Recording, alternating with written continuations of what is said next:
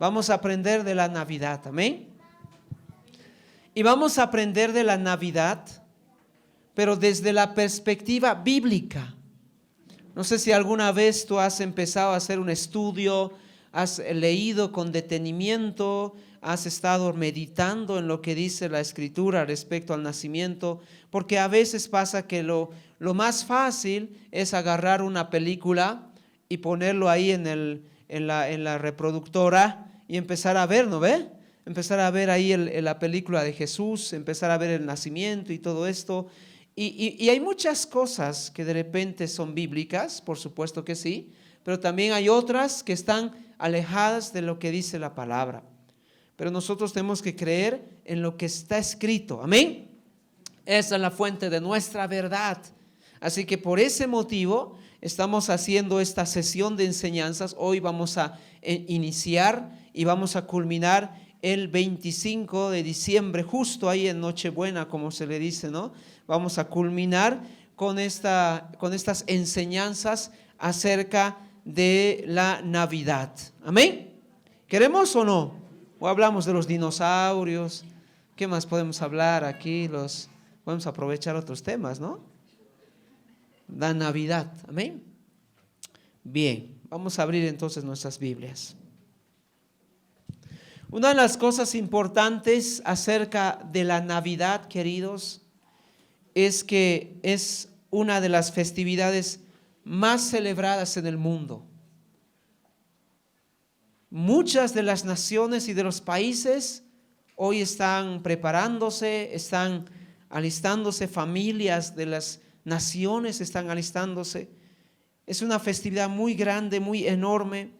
Pero de esta manera, como es así tan grande también, otra de las verdades importantes acerca de la Navidad es que es una festividad también muy malinterpretada, que ha sido de repente añadida y distorsionada y cambiada en varios aspectos, ¿no?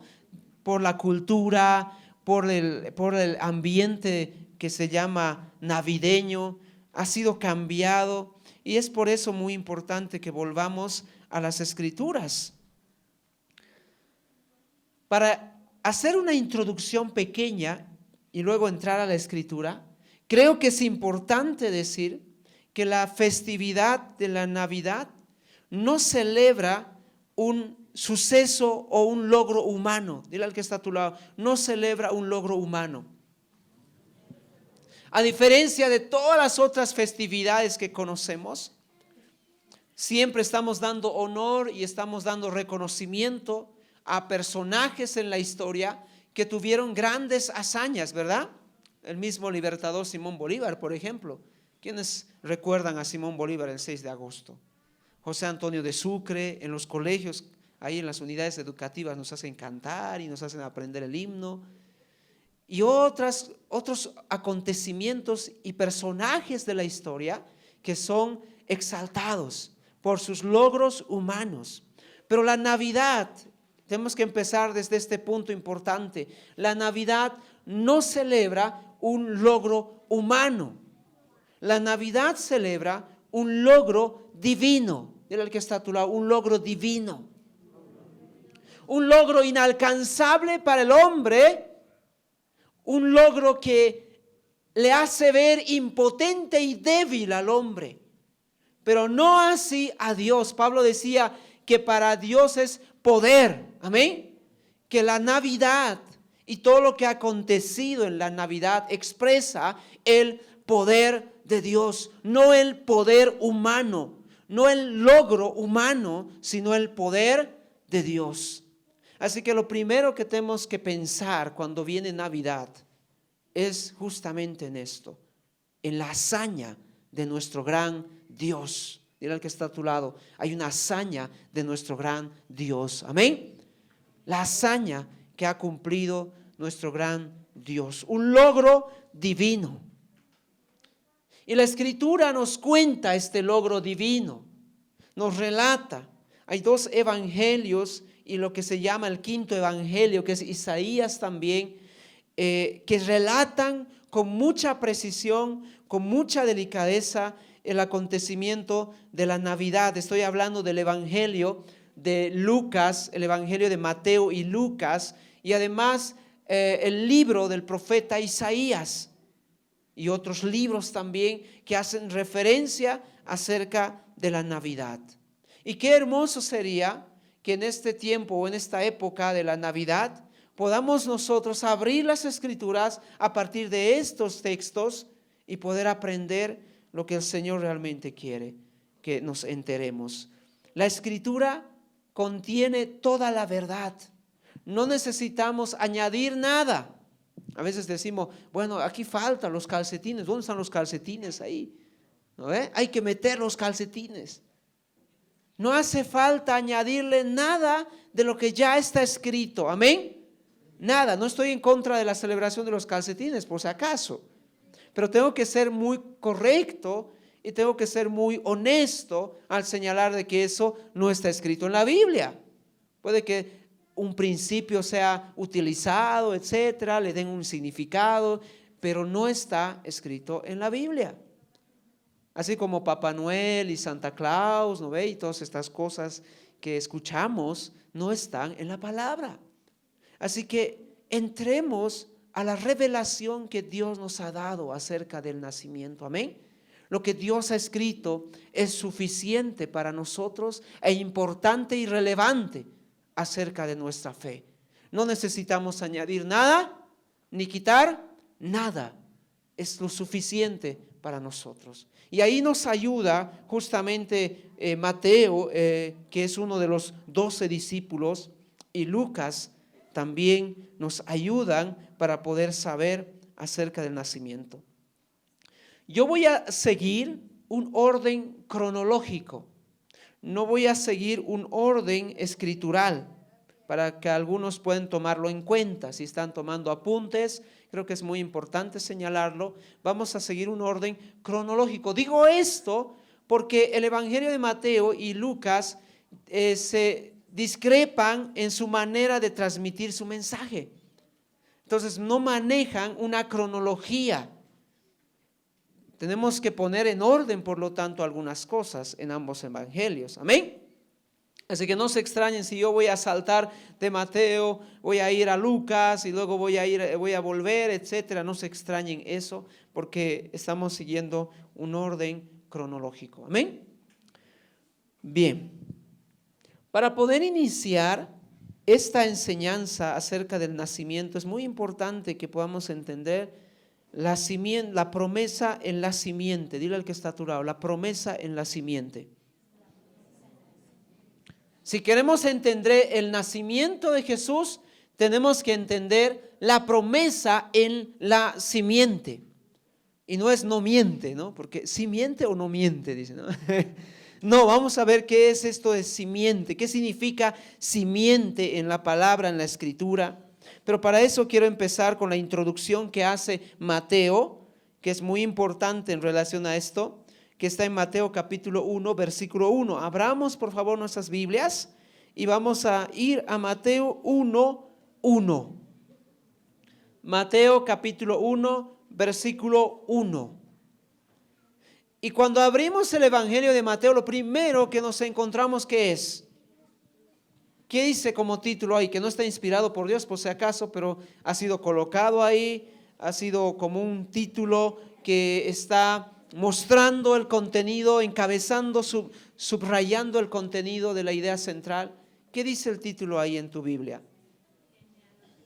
La genealogía. La genealogía. ¿Sabes qué es genealogía? El origen, la procedencia. Y esta es la palabra simiente. Dile al que está a tu lado, simiente. Simiente. Cuando la Biblia utiliza el término simiente, habla acerca del origen, habla acerca de la procedencia, de la descendencia. Esto es importante. Cuando Mateo escribe su evangelio, queridos, él lo escribe desde una perspectiva o enfoque judío, porque él es judío. Y para él es muy importante que quienes están escuchando, leyendo la Escritura, sepan quién es Jesús y de dónde Él venía en el sentido histórico. ¿De dónde venía? Y por eso empieza Mateo con la genealogía. Dile al que está, todas las genealogías son importantes. Son importantes. Algunos dicen, no, esto lo voy a pasar, ¿no? Me voy a ir directo ahí a la acción. No les gustan los créditos, ¿no? Pero es importante las genealogías. Y hoy te vas a dar cuenta por qué es importante. Y quiero que observes cómo empieza el versículo 1. No vamos a leer toda la genealogía porque obviamente hijo de tal y padre, hijo, ¿no ve? Tú lo vas a analizar. Haz un ejercicio en tu casa, puedes colocar ahí toda la línea, haciendo un árbol genealógico como se conoce, para poder hacer ese ejercicio y ver cómo llega a Jesucristo esta genealogía. Pero yo me voy a basar en lo que dice el primer versículo, el versículo 1, que es el más importante, es el encabezado y el propósito del contenido de todo el resto de la genealogía. Todo el resto se puede ahorrar si solamente nos quedamos con esta parte o este encabezado. Mira cómo dice acá. Libro de la genealogía de Jesucristo. Mateo escribe, línea de la genealogía de Jesucristo. Y dos cosas señala Mateo. ¿Cuáles son esas dos? Hijo de David, hijo de Abraham. Repítelo. Hijo de David,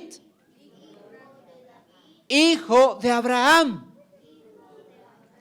Y ahora algunos van a pensar, pero ¿cómo es eso posible?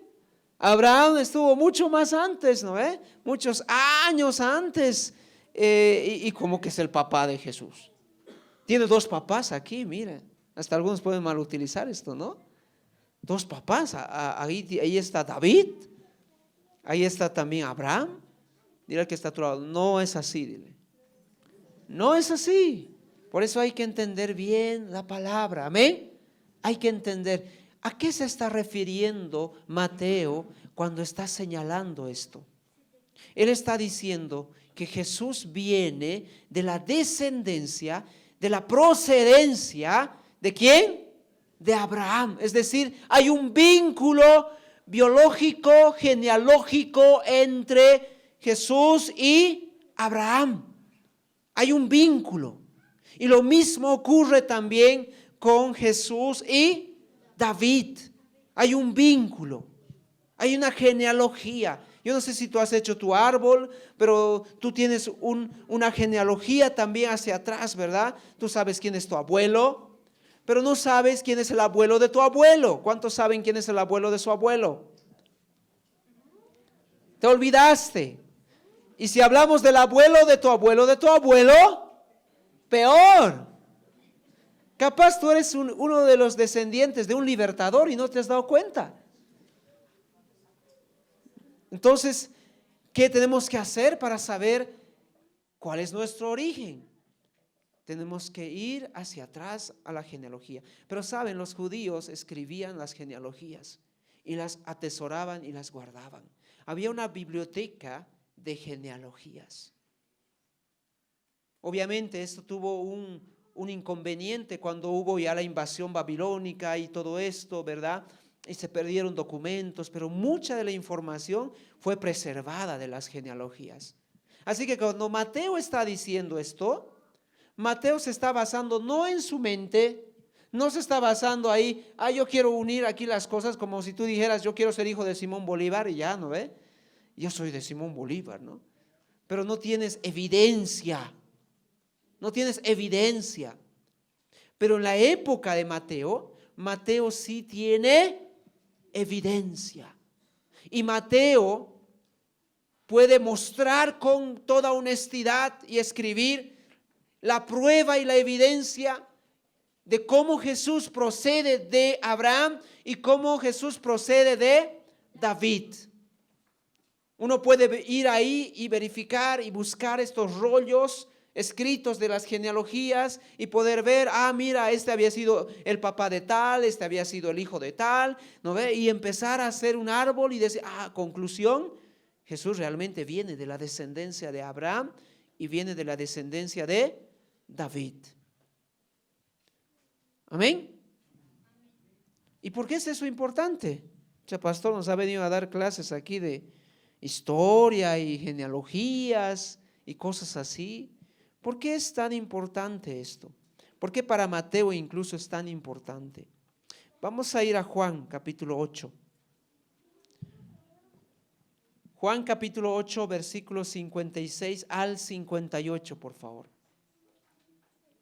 Y aquí viene justamente el término que les señalaba, simiente. La palabra simiente.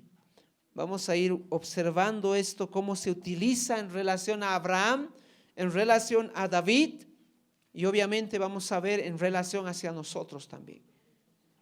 Pero vamos a empezar en relación a Abraham.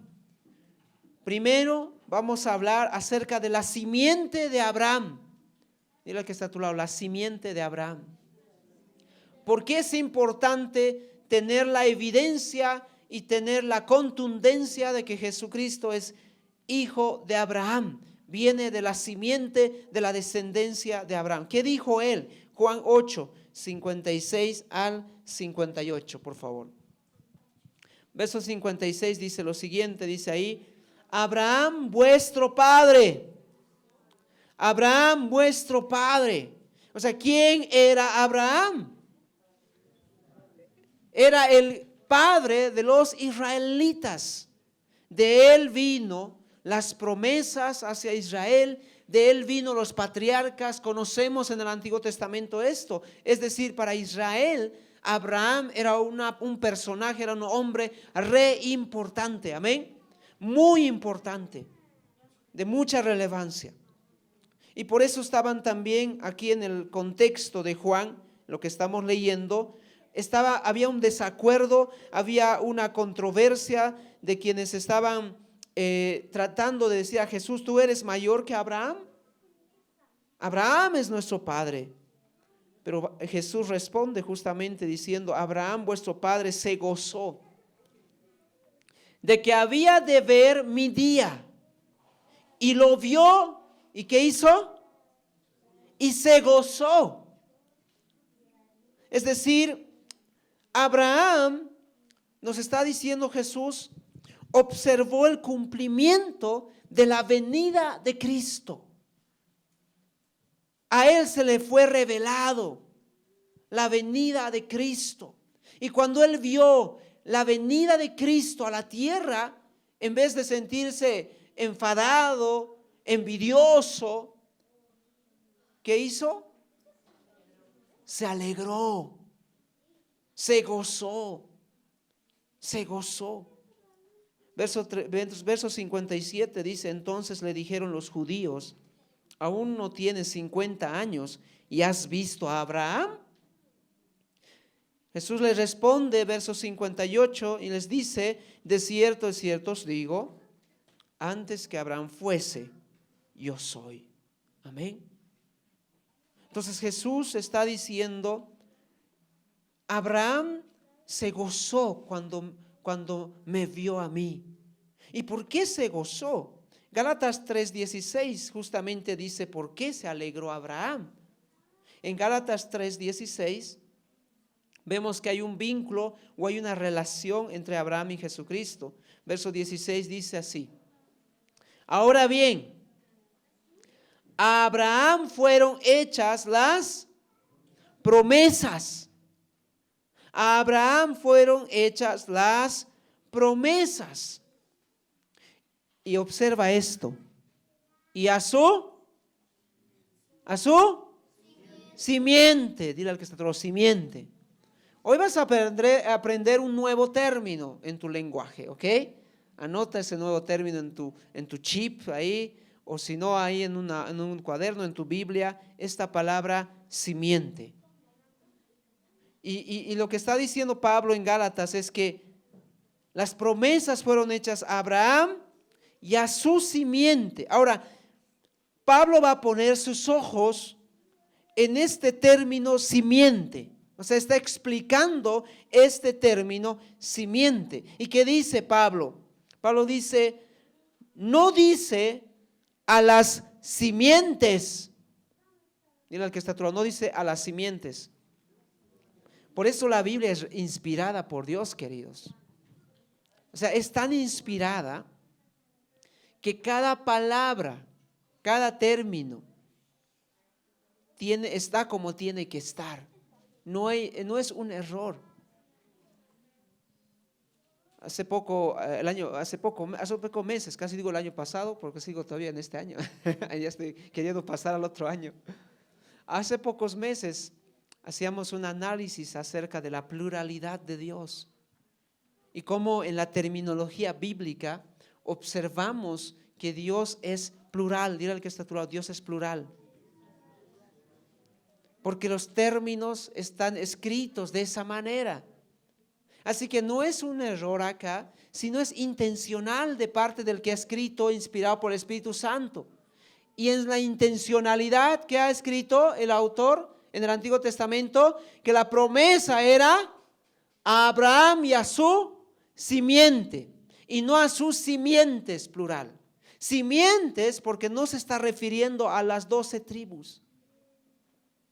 Porque ¿quiénes eran las simientes de Abraham? Sino los que nacieron de él. Las 12 tribus. Y con lo que estoy diciendo voy a entrar en conflictos con algunos teólogos, por si acaso. Los que se dan cuenta y lo podemos charlar. Pero está hablando de la simiente, singular. Singular, porque se está refiriendo a una persona en particular. Por eso dice a la simiente, como se hablase de muchos, seguimos en el versículo 16, Gálatas 3:16, como si se hablase de muchos, sino como de uno.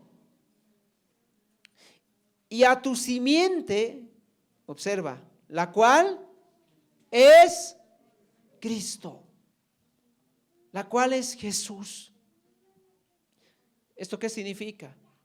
Significa que las promesas que fueron hechas a Abraham, yo las puedo alcanzar a través de ¿quién? De Jesucristo.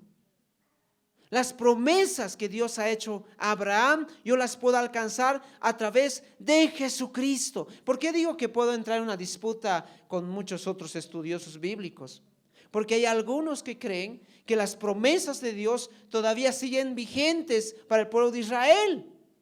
Y que todavía tenemos que, como ya pasaba, ¿no ven? En esta época, judaizarse para poder apoderarse de esas promesas.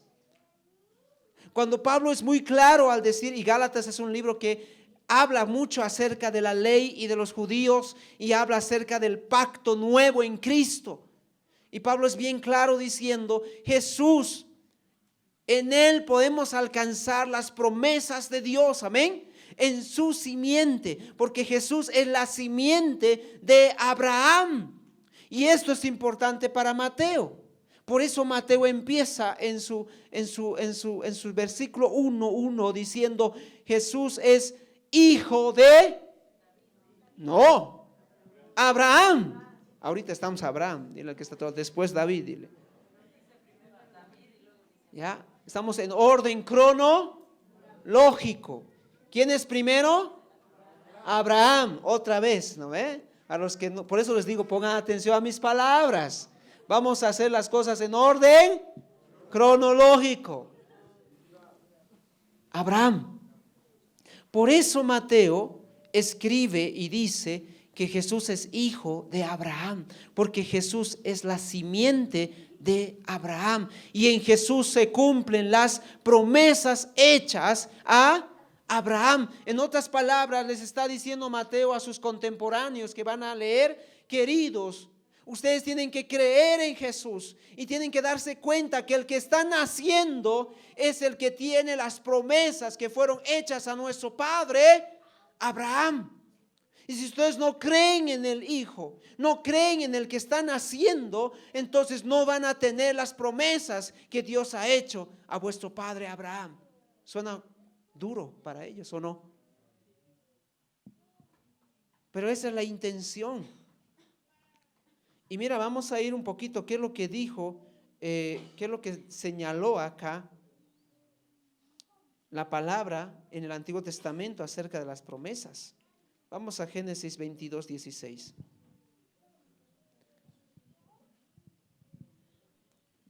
Génesis 22, 16.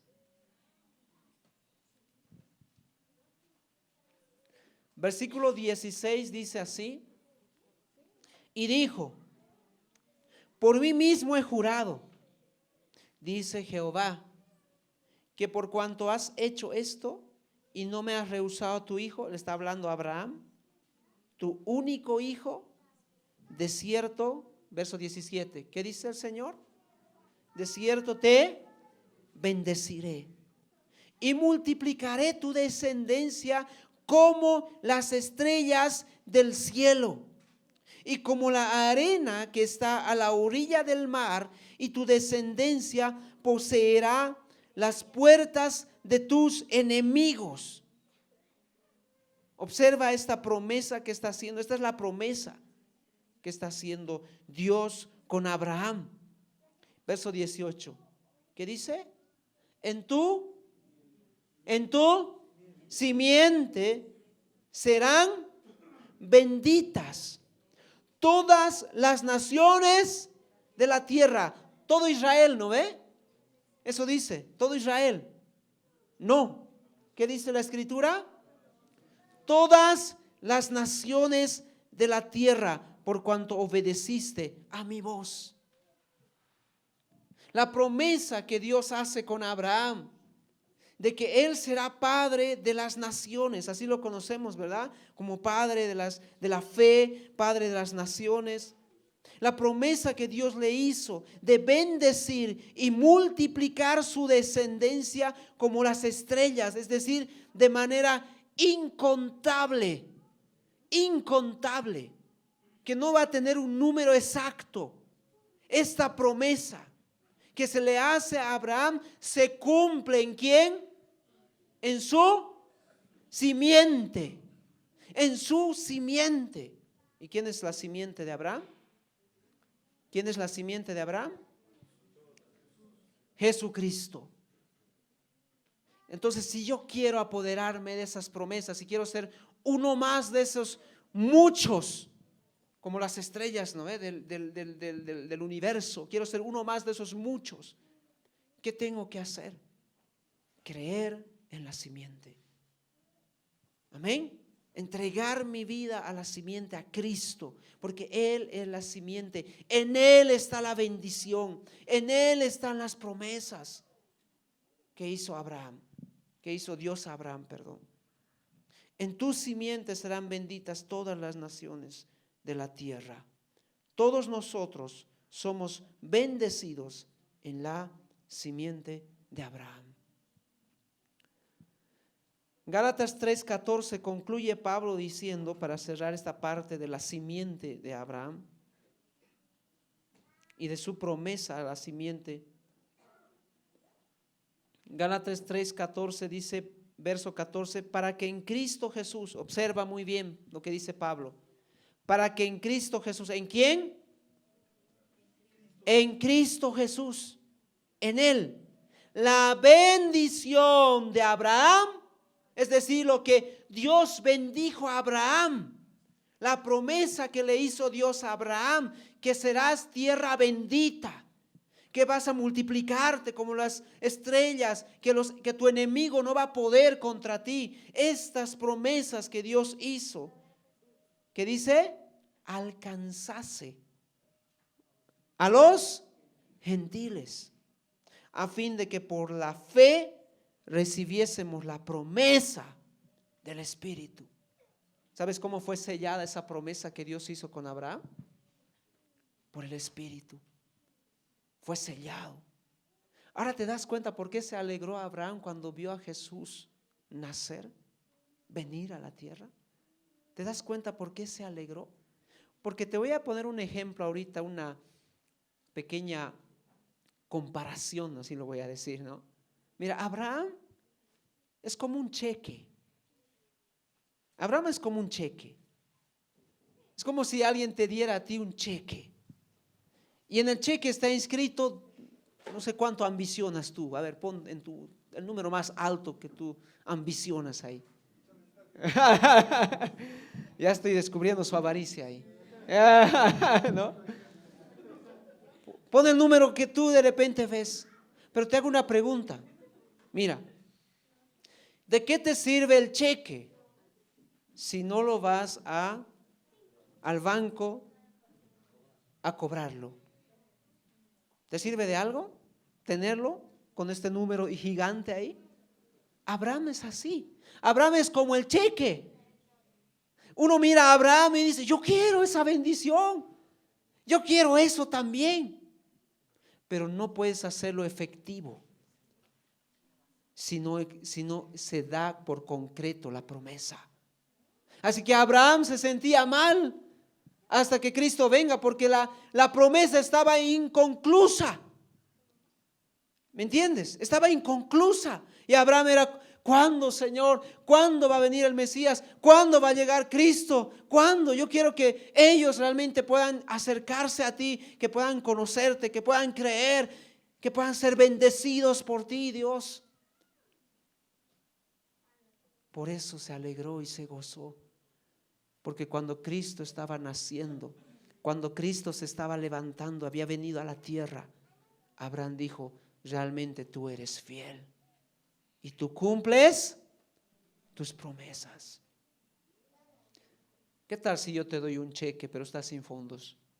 Hermano, yo quiero apoyarte, yo te amo tanto, te aprecio aquí, mi corazón es para ayudarte. Toma este cheque de 2 millones. Como el Chavo, ¿no ve? ¿Han visto el Chavo? ¿No? Al Kiko, con su cheque, ¿no? De papel. Y el otro bien alegre, ¿no? Pensando que valía mucho. Así te puedo dar un cheque. Pero ¿de qué sirve si no tengo fondos o no? ¿De qué sirve? Usted me ha engañado, pastor. Usted me ha dicho que este cheque me iba a servir y ningún banco me quiere dar el dinero.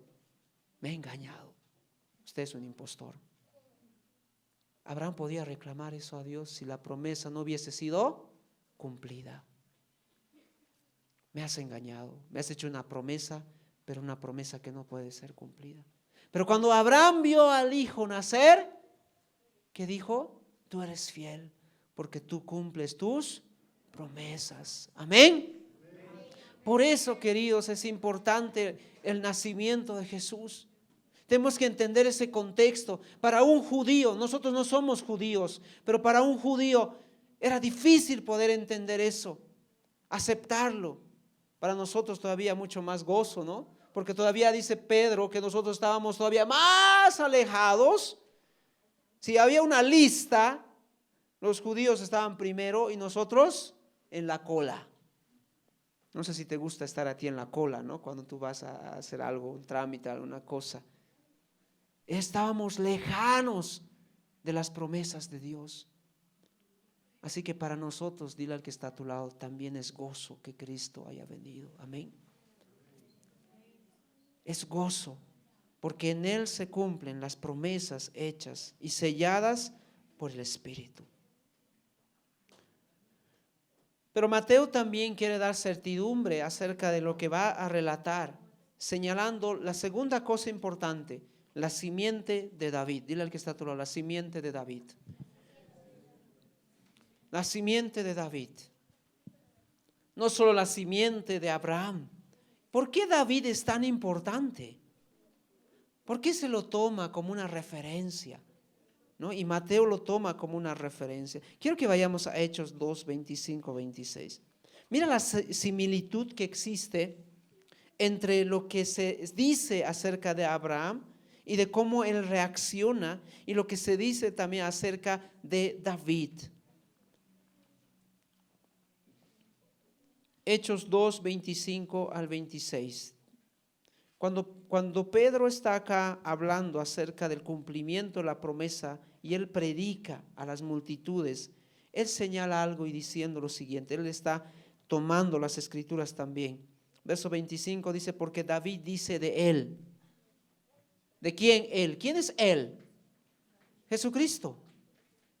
¿Sí? El contexto nos está señalando que es Jesucristo. Y David dijo algo acerca de Jesucristo, aunque no lo había conocido, no estaba con él, todavía no había nacido, pero él dice algo acerca de él. ¿Y qué dice verso 25? Dice, veía al Señor siempre delante de mí, porque está a mi diestra.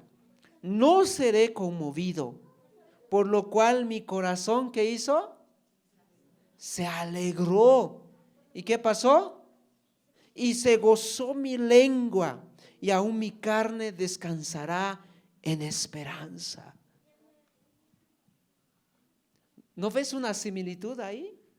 Abraham viendo al hijo, y qué reacción hay en Abraham, alegrándose, con gozo, con alegría.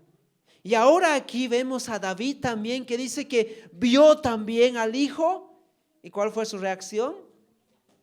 ¿Qué hizo? Se alegró también, se gozó también. Amén. Lo mismo, esa similitud. ¿Y por qué David también se alegró? ¿Por qué David se gozó y dice, y descansó en esperanza? Segunda Samuel 7, por favor, versículos 12 al 13. Segunda Samuel 7. Hoy es una introducción, no estoy hablando mucho de lo que aconteció ahorita, pero es importante, amén. Es importante. Segunda Samuel 7, 12, 13. Mira lo que dice acá. Y cuando tus días sean cumplidos y duermas con tus padres, está hablando acá Dios a David, yo levantaré después de ti a uno de tu linaje. Y la palabra ahí es a uno de tu simiente, a uno de tu descendencia, a uno de tu descendencia, el cual dice precederá de tus entrañas. No es que David iba a dar a luz, por si acaso, ¿no? Algunos ahí. No, sino está hablando de su descendencia justamente por eso. Y afirmaré su reino. Verso 13. Él edificará. ¿Quién es él? ¿Quién es él? En el contexto de Samuel, él, ¿quién es? Es la simiente, dile la simiente. Porque todavía no había el nombre aquí Jesús. Es la simiente. Es decir, lo que está diciendo acá es que en la simiente, en tu simiente, David, yo voy a edificar, ¿qué cosa? Casa a mi nombre. Y yo afirmaré para siempre el trono de su reino. ¿Saben? La mayoría podría pensar aquí que Jesús, o que Dios, perdón, está hablando del templo. ¿Cuántos piensan eso? Él me edificará templo. O sea, seguramente va a levantar un templo como los templos que han habido de Salomón y estos templos, ¿no? Él va a levantar templo. Podríamos pensar este sentido literal, ¿verdad? Pero la promesa que está haciendo acá a la simiente, es decir, Cristo. Mira, Cristo no construyó ningún templo. Estoy hablando de templo físico, literal. No construyó ningún templo. No construyó. Pero sí levantó un templo. ¿Y quién es este templo? ¿Quién es este templo? Él decía que nosotros somos piedras vivas. Piedras vivas. ¿Qué significa eso? Que nosotros somos el templo. Cuando Jesús dijo, matadme y en 3 días yo levantaré este templo, Él se refirió a su cuerpo, a su resurrección, a su cuerpo. ¿Y qué somos nosotros, la iglesia? ¿Qué somos nosotros, la iglesia? Su cuerpo. Amén. Entonces Él ha levantado la iglesia, que es el templo del Espíritu Santo. Ahora tú eres el templo. Esa promesa que le hizo Dios a David se está cumpliendo en su simiente. Es la única manera, a través de Cristo, a través de Jesús, donde realmente nosotros podemos también alcanzar esa promesa de ser el templo de Dios. Pero hay algo más que sucede en el templo. ¿Qué sucede en el templo? ¿Qué dice la promesa? ¿Qué más dice la promesa? Estamos en Samuel, versículo 13. Y yo afirmaré para siempre el trono de su reino. O sea, ¿qué significa eso? ¿Qué ocurre en el templo? ¿Qué ocurre aquí adentro, en nuestro corazón, en nuestra vida, que somos el templo? Hemos reconocido que tenemos un rey, quien reina en nosotros, quien reina sobre nosotros. Jesús no tiene una constitución, Jesús no tiene ahí unas leyes así como el país, ¿no ve? Porque uno tiene que conocer todas las leyes para poder saber si está conduciéndose bien y no ser metido a la cárcel. Jesús no tiene ya algo escrito en piedra, o diríamos en nuestra época escrito en papel. Lo que Él escribe ahora es en nuestro corazón. Él reina en nuestro corazón. ¿Cuántos dicen amén? Él reina en nuestro corazón.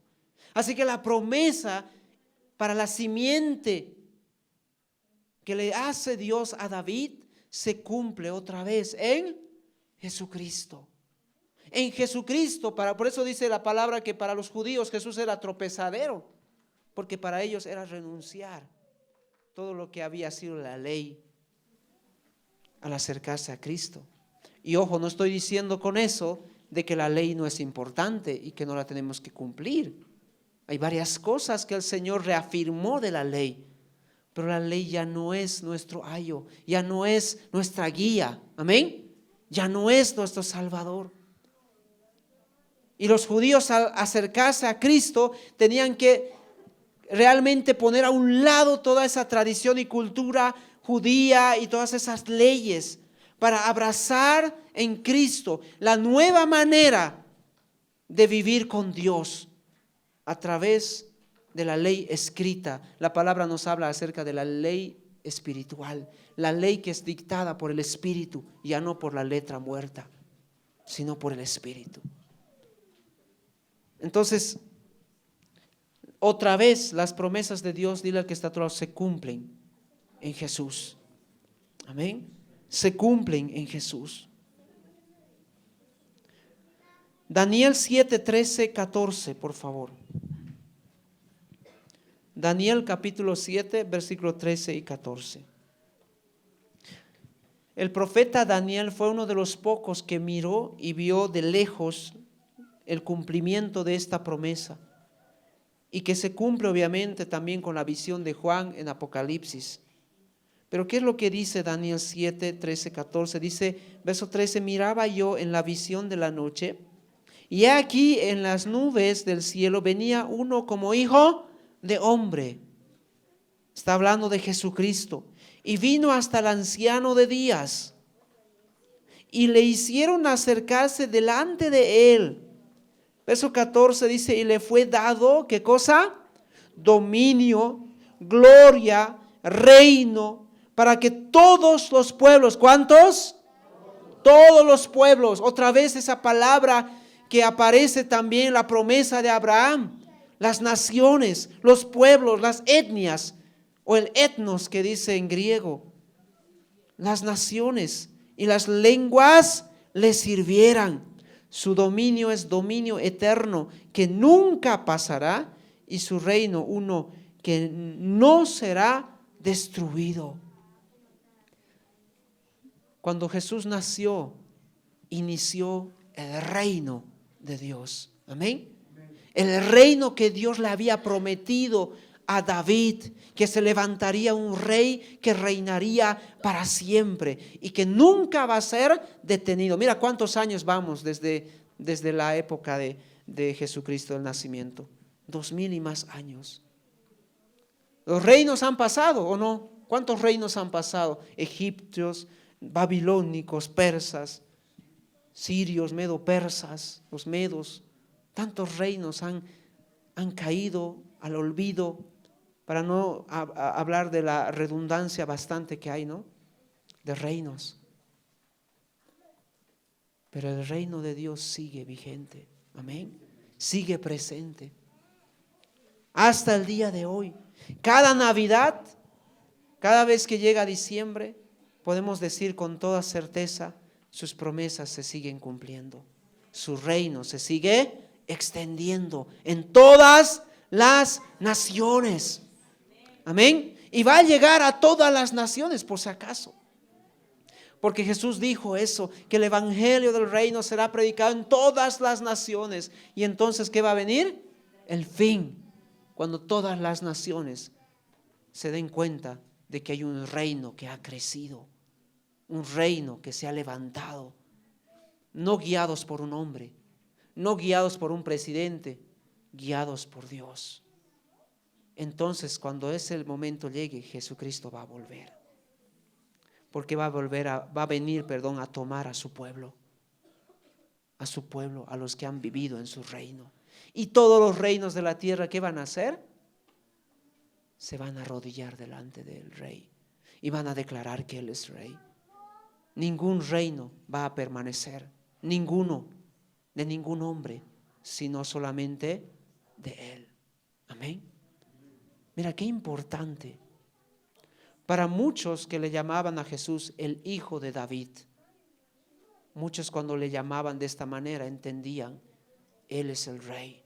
Pero no solo de Israel, porque ahí es el problema, ¿no? Los israelitas se quedaron ahí cortos. Él es el rey de Israel, Él nos va a liberar. No, Él es el rey de todo el mundo, amén. De todas las naciones. Él es el rey. Y quiero terminar con una promesa hacia nosotros. Dile al que está a tu lado, la simiente para nosotros. ¿Qué significa la simiente para nosotros? No solamente la simiente de Abraham, la simiente de David, sino hay algo profundo en eso. Génesis 3:15, por favor. ¿Por qué Jesús nació de una mujer? ¿Por qué Jesús tuvo que nacer de esa manera? ¿Por qué no simplemente apareció ahí como un hombre maduro, ya aquí estoy, o descendió como ahora va a descender rasgando los cielos y apareciéndose con su cuerpo y todo, ¿no ve? Con su gloria. ¿Por qué no hacerlo así? Y mira, tiene que ver con otra promesa. Por eso vamos a Génesis 3:15. Cuando Adán pecó a causa de su irresponsabilidad con su mujer, Eva, para no redundar más eso, porque se van a enojar aquí mis hermanas queridas. ¿No? ¿Sabes? Dios reivindicó a la mujer. Dile al que está a tu lado, Dios reivindicó a la mujer. Le devolvió el honor. Porque mira lo que dice Génesis 3:15, dice ahí, y pondré enemistad entre ti y la mujer. Le está hablando aquí a Satanás, le está hablando aquí al acusador, al mentiroso, al que había causado y había tentado también en parte este pecado.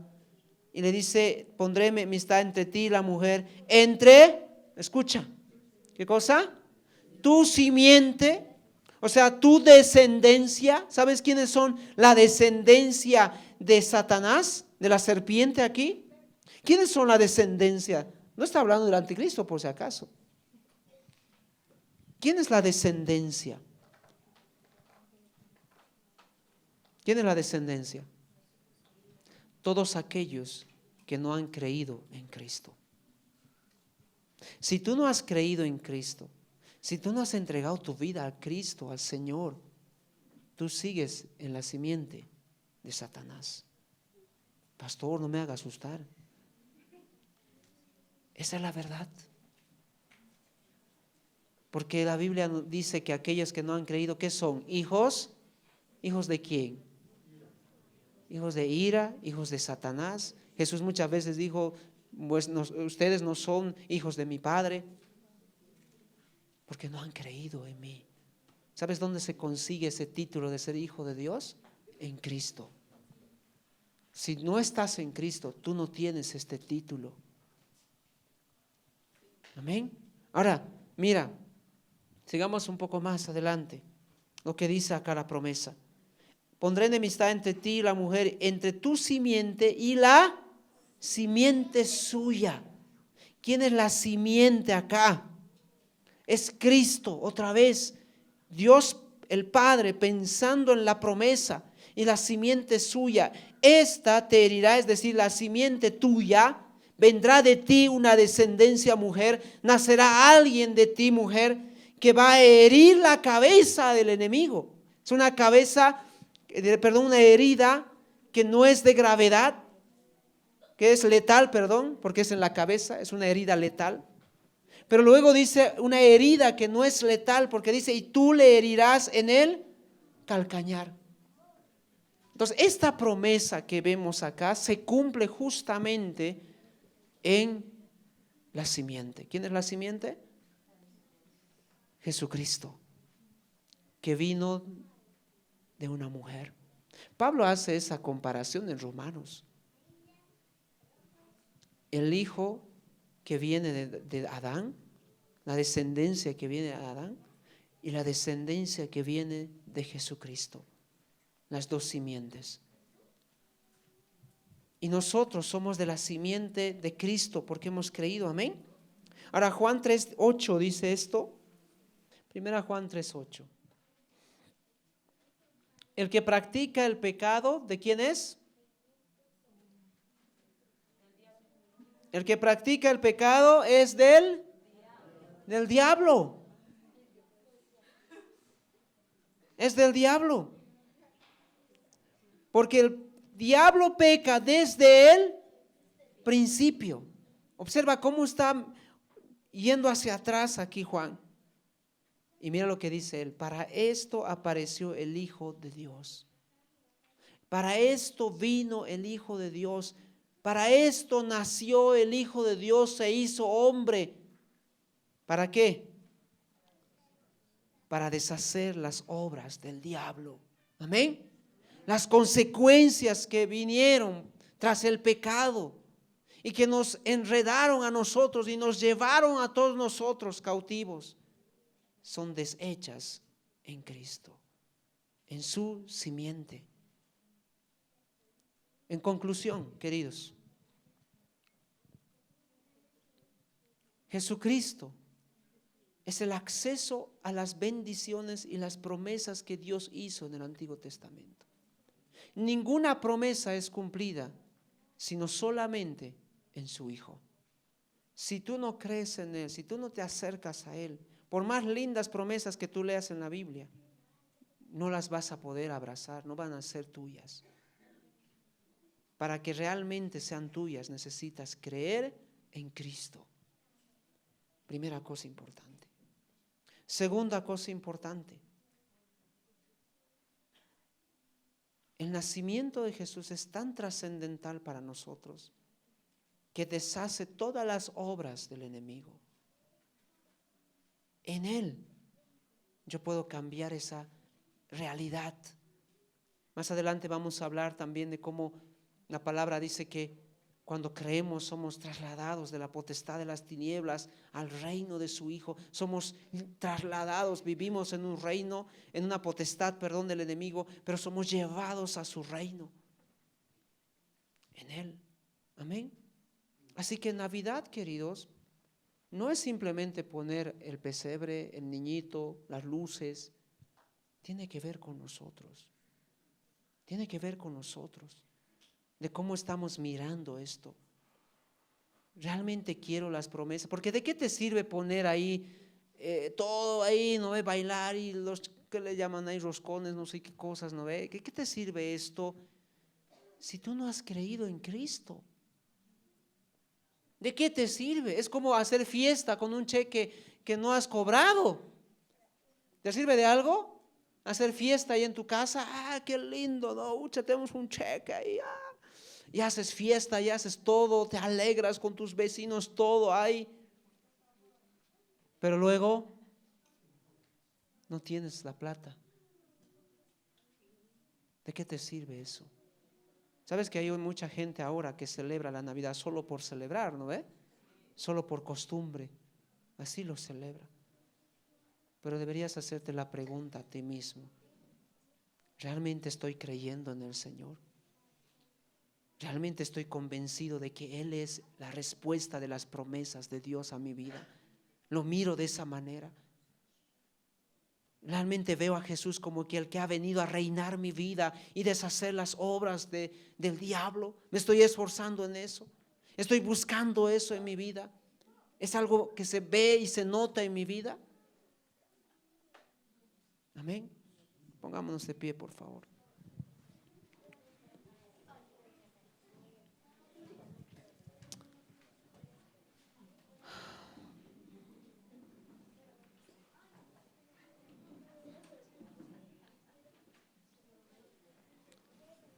Vamos a orar, amén.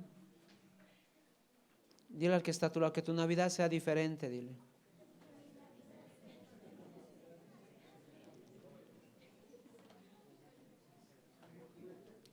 Tal vez tú esperabas que hable de panetones, no sé, de los calcetines y regalos, el arbolito. Tal vez pensabas, pastor, ¿podemos hacer arbolito o no? ¿Sabes qué? Te digo algo. Hoy la iglesia se pelea por cosas superficiales.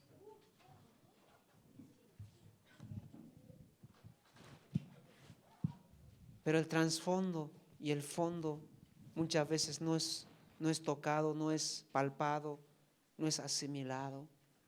Y eso es lo lamentable. Pero lo que estamos compartiendo hoy realmente es el núcleo, amén. Es la esencia de lo que realmente es Navidad. Por eso tenemos Navidad. No es por las luces, aquí a los niños que están, no es por los regalos, niños, no es por las luces, no es por el arbolito.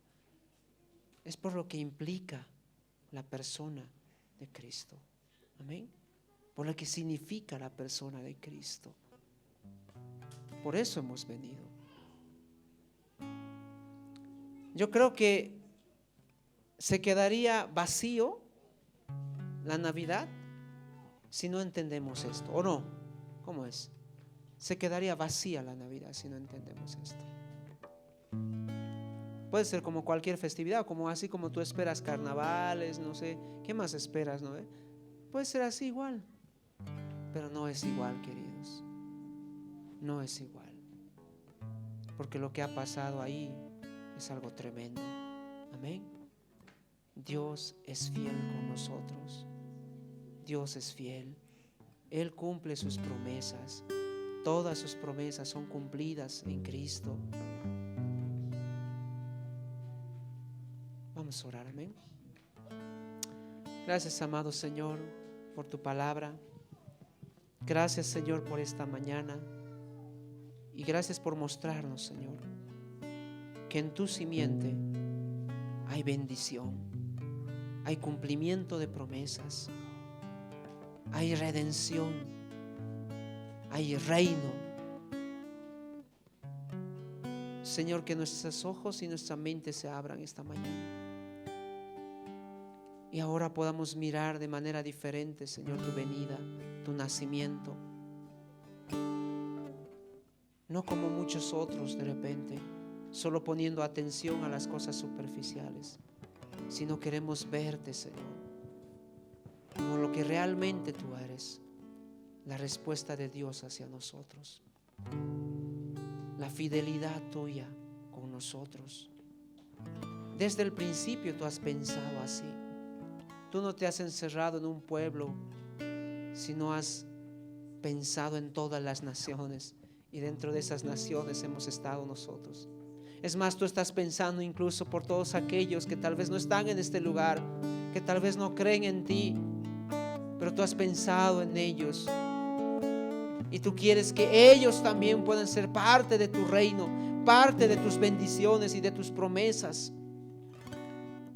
Que esta Navidad no solamente podamos sentir gozo como sintió Abraham o David, sino esta Navidad también podamos pensar en los demás y podamos llevarlos, Señor, hacia ti, para que ellos sean partícipes también, Señor, de tus promesas, de tus bendiciones. Señor, te pedimos que tú nos impulses para poder conquistar, Señor, las naciones, y que tu reino se engrandezca y se extienda, Señor. Gracias por esta mañana, Señor. Gracias por la palabra que tú nos has dado a cada uno de nosotros. Te agradecemos, Señor, y bendecimos tu nombre. bendecimos, Señor. Enséñanos en estos domingos todo lo que dice tu palabra acerca de tu nacimiento, pero desde tu palabra, Señor. Enséñanos, Dios. Queremos meditar este tiempo, Señor, en eso. Estos días, Señor, queremos meditar en eso, para que no nos extraviemos, sino realmente podamos adorarte a ti de verdad, Señor. Gracias, amado Rey. Te damos la gloria a ti, Señor. Y creemos en ti. Creemos en ti, Señor.